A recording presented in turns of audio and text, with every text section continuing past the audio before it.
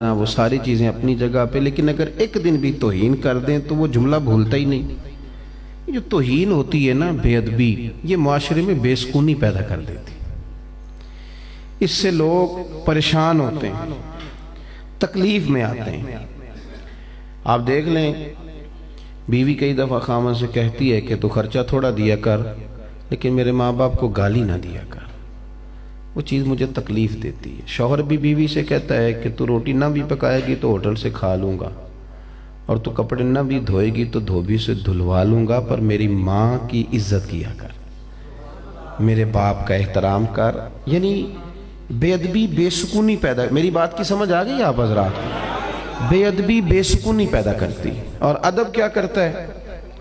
اماں بیچاری رات کو انتظار کر رہی تھی، اس لیے کہ وہ بیٹی نے نا، بیٹی بیاہ دی تھی، اس نے کوئی 20-25 ہزار روپیہ مانگ لیا تھا۔ اماں کو اب سمجھ تھی کہ بیٹا میرا کمزور ہے، کماتا ہے پر اس کے اپنے بھی بچے ہیں، تو اماں چاہتی بھی ہے بیٹی کی مدد کرنا، پر وہ کیسے کہے بیٹے کو، مالدار بندہ تو ہے نہیں۔ سوچتی رہی، کوشش کرتی رہی، بیٹا رات کو گھر آیا تو اماں بڑی ترتیب سے،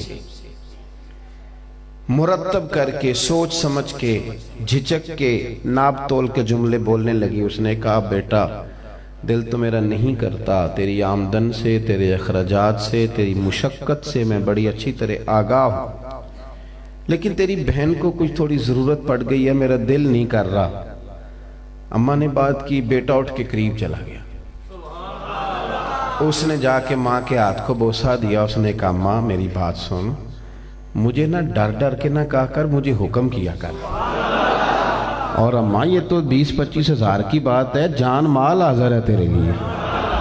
آپ یقین کر لیں کہ اماں کو یوں محسوس ہوتا ہے کہ جیسے کسی نے فرش سے اٹھا کے آسمان پہ بٹھا دی۔ یعنی آپ کچھ بھی نہ کریں، رات کو 2-3 نمبر ہی ٹانک دیں، ابا جی کے پیروں میں بیٹھ جائیں، کچھ بھی نہ کریں، نمبر ٹانکنے کے لیے ابا جی لے آؤ تھوڑا دبا دیں، تو ابا کہتا پتر میں کدوں حلوا رہا سا، تو تے تھکے آیا ہے، یا میرا پتر سو جا جا کے۔ وہ بڑا آپ نے 2 جملے کہے، لیکن سویرے نا آپ کا ابا سارے محلے میں جس چوک میں بیٹھے گا یہ بتائے گا کہ میرا پتر بڑا چنگا، میں نے کوٹ کے سونتا ہے۔ اب بات کو سمجھیں جو عرض کرنا چاہتا ہوں، آپ تھوڑا بھی ادب کریں تو وہ سکون پیدا کرتا ہے۔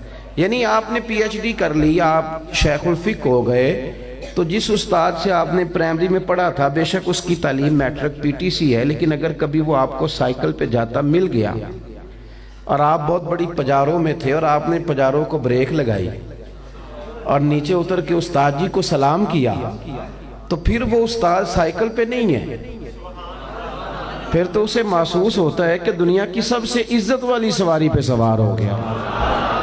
عزت کرنا سیکھیں، عزت دینا سیکھیں، عزت کریں، وقار پیدا کریں۔ ہمارے ہاں نا میڈیا نے اور ہم نے خود بھی توہین پرموٹ کرنی شروع کر دی ہے۔ یعنی رات کو ٹی وی پر جو ٹاک شو ہوتے ہیں وہ بنیادی طور پر لوگوں کے نقص بیان کیے جاتے ہیں۔ ہاں کوئی شکایت ہے تو آپ اسے ضرور منظر عام پہ لائیں، لیکن آپ نے تو بازار گرم کر دیا۔ اور ہم کیا کرتے ہیں، ہم نے بھی ایک دوسرے کے خلاف پورا پلان کر لیا ہے۔ آپ لوگوں کے سامنے پوچھ لیں، پولیس والے اچھے ہوتے ہیں، پٹواری اچھے ہوتے ہیں، سیاستدان اچھے ہوتے ہیں، چلیں عوام کے بیچ بیٹھ کے تنہائی میں پوچھنا، مولوی ٹھیک ہوتے ہیں، پوچھ لیں آپ پیران عظام کے بارے میں۔ ہم نے گھٹن پیدا کی ہے، یوں محسوس ہوتا ہے، کیوں؟ طبیعت نہیں پیار کرنے کی، طبیعت نہیں درگزر کرنے کی، عزت دینے کا مزاج نہیں، توہین کرنے کا مزاج بنتا جا رہا ہے۔ سارے برے ہیں، جنگل کا قانون ہے، یہ ہو گیا، فلان ہو گیا۔ اس سے نا تیزی کے ساتھ توہین پرموٹ ہوئی ہے۔ آج جو ہم گپ شپ لگاتے ہیں نا، وہ گپ شپ نہیں، وہ اصل میں چگلیوں کے لیے بیٹھتے ہیں، تو اس کا نام بدل کے ہم نے گپ شپ رکھا ہے۔ آپ بیٹھ جائیں 4-5 لوگ اور کہیں کہ آج 2-4 گپ شپ کرنی ہے، تو گپ شپ کیا ہوتی ہے؟ سیاستدان برے ہو گئے، تاجر برے ہو گئے، فلانا، تو بے ادبی پرموٹ ہوئی۔ اور میرے رسول پاک علیہ السلام جو دین لے کے آئے وہ سارا ہی ادب والا ہے،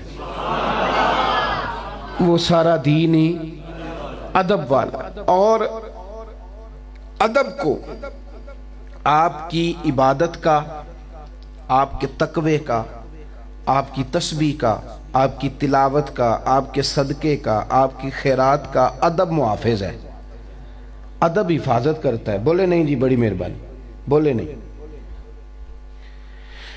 بے ادبی ضائع کر دیتی ہے اعمال کو. اور ہمیں جو حکم دیا گیا ہے وہ یہ ہے کہ تم نے نا کوشش کرنی ہے کہ غیر ارادی بے ادبی بھی نہ ہو.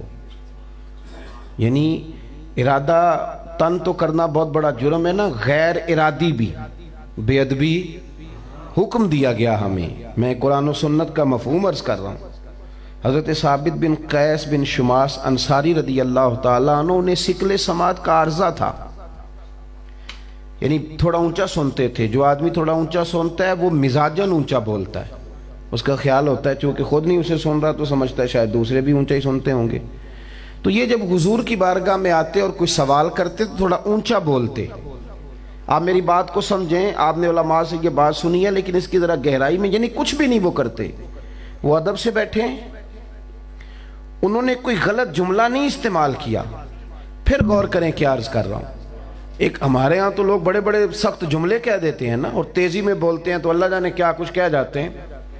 کوئی سخت جملہ نہیں، کوئی بے ادبی والی بات نہیں، کوئی توہین آمیز رویہ نہیں، کوئی بات کرتے ہوئے چہرے کے اوپر کسی قسم کی انہوں نے جو ہے وہ سختی نہیں، ترشروئی نہیں. صرف کیا ہے کہ بولتے ہیں تو تھوڑا اونچا بولتے ہیں.